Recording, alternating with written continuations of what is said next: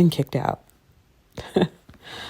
I shouldn't joke like that because for some people that is a reality and this is kind of clickbaity, but it does feel like that's what's happening. The owners of the place that we're renting are selling and they want us to vacate the premises for an open house. Of course, they want us to leave it pristine and they want us to allow people access while they try to sell it, which I'm not happy about, to be very honest with you. We still have over 60 days on our lease and now is just not the time because I have so much to do and so does my husband and we all work from home. And if that isn't enough, we don't have a closing date yet on the new house. We are officially in hurry up and wait mode. Crunch time. We're right in front of the end zone. And I thought now would be a perfect time to start my building a house from scratch series. Videos all about how I am essentially designing my whole house from scratch. If you've been around, you know that I have been doing this type of thing for a long time. My last house was always in some state of renovation. I was always taking on some new project, whether it was my bedroom or painting our floors white, changing out our stairs, painting them black, and then refacing the steps, changing out the couches because the grandbaby and bonus grandbaby came to stay with us. If you know, you know that I'm always trying something new with bedding or I'm always doing some sort of design project. And it's something that I got from my mother. She was always doing these types of things in our house. And I grew up in a situation where we lived basically in a house that was in constant need of renovation. And between my mother and my dad, they were always fixing or designing something. It was a rickety, creaky old house and never, ever really turned out the way that I think my mother wanted it. But it was always clean and always beautiful. And she always put her personal touch on it and people loved it. And so I try to do that with my houses. We have moved 25 times in 30 plus years. And every home I have tried to make it cozy and inviting and like a warm hug, because I honestly believe that where you live, your home is a place of refuge and it should be a place where you feel love. It should be a place where you feel warmth and coziness. It's a place where you should be restful and it is a place where you should feel safe. So I've always tried to create that environment in my house. Not just for the people who live with me, but also those who come and visit. And sometimes I have been very successful. This house will be the third house that we have had built from the ground up. And it will also be the third house that we started with a blank slate. We had one house that we built from the ground up, but we never moved into that house. And but yet we've been through the building process now 3 times. And it's a lot of work. And there are a lot of decisions to make, finishes to pick out, fabrics, wallpaper, paint colors. There's just a lot that goes into it. And it could take almost a year for me to finally get my house to the place where I want it to be.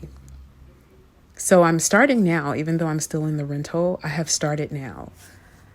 I was asked a series of questions by one of my subscribers who is just so lovely and always leaves me lovely comments.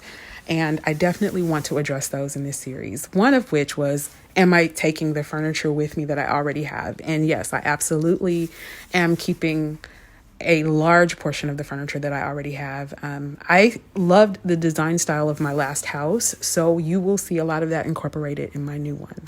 Something I figured out a few years back is that if I buy timeless pieces that can fit in multiple types of decor, then I can use them no matter where I go. Every so often I'll do something a little crazy with color, or I'll buy something that's really specific just because I can't live without it. But for the most part, I like to use accessories to bring the flavor to a design. Accessories, plants, flowers, things that can be easily switched out or changed and that aren't incredibly expensive. For the most part, I am trying to build an estate level home, or even homes at some point if I'm blessed to ever be bi-coastal, which I would love to be. I'm trying to build a home that if and when I'm gone, the pieces will be heirloom quality, and my children and their children and their children and so on and so forth, they can have these pieces and they can be passed down and they have a story and memories behind them. And if by chance they need to be sold, they would be sold at an estate sale rather than a rummage sale or, a yard sale. Nothing wrong with rummage sales or yard sales. My mother did plenty of them when I was a kid, and they have their place. But I want my home to feel like it would be something that years from now you would attend an estate sale, or it would end up in an antique store, or I don't know, even a Sotheby's auction. Who knows what will happen in the future? But that is what I'm going for. And a lot of the times those pieces are very timeless. When you move from place to place, they don't fall apart. You don't take them apart to move them. You move them all in one fell swoop. And they're made out of real wood and beautiful fabrics and beautiful craftsmanship. Another question that was asked: do I know where all of my furniture is going to go? What is my furniture placement? And I do have a general idea of where most things are going to go.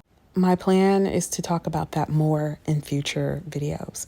Right now, I am mostly gathering inspiration. I'm gathering it from so many different places: magazines, obviously the internet and Pinterest, from television shows that I watch on the Magnolia Network and HGTV. Those are my favorites. I watch Homeworthy here on YouTube and some of the other YouTubers who are home decor YouTubers. So I'm getting inspiration from a lot of different places. I'm even getting inspiration from places that I've traveled, and the model home that is in the community where I'm building the model homes, in fact. Inspiration is literally everywhere. It could be a pair of shoes. It could be a color. It could be the way that someone puts an outfit together. It could be a store display. Literally anything can inspire a room in my house or the way that I want to decorate my house. And while I have already ordered certain furniture pieces and I have already had certain furniture pieces delivered, I've had light fixtures delivered, and a few of the upgrades that we requested have already been installed in our house, I still consider myself to be in the early stages of this decorating process. I still have a long way to go. There's window coverings, there's more light fixtures, there's faucets and rugs, throw pillows, towels, you name it, I have to do it. Some of the things will translate from the old house, but I also have to purchase a whole lot of new things. So I'm introducing you to this series, this Building My Home from Scratch or Building My Home from the Ground Up series. And the plan is to have several more videos documenting this process. It is incredibly exciting watching it all come together. It is a process that never gets old. This is my third time doing this. My design tastes have matured so much in the process, and I am so passionate about what I'm doing. I was definitely excited the times before, but now this is on a whole different level. And the beauty of all of this is I get to make it my own. I can take risks if I want to, or I can go completely minimal. It's all up to me. Well, and my husband, and my daughter too. They definitely have their spaces that they will be decorating, but not without my help, of course. I'm definitely going to help. So if you're interested in all of this, definitely subscribe. If you're not subscribed, hit the notification bell so that you'll know when I upload a new video. This series will be both long form videos and shorts. That way, if something happens that I just can't wait to share, or if I pick up a piece of furniture and I just want to show you guys, I can definitely shoot a quick, 60-second short and show you those things. But also I can show you my processes. And in this situation, there are a lot of processes.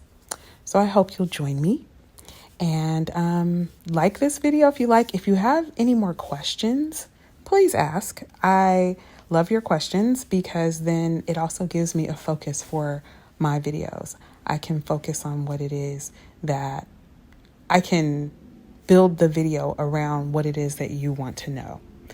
As long as the questions are respectful and that, and if I can give the information, if it's not giving too much personal information, I have no problem sharing, especially when it comes to my process, what I'm buying. And I don't mind telling you how much things cost. So we'll get into all of that in the next few videos. In the meantime, thanks so much for watching, and I'll see you in the next one.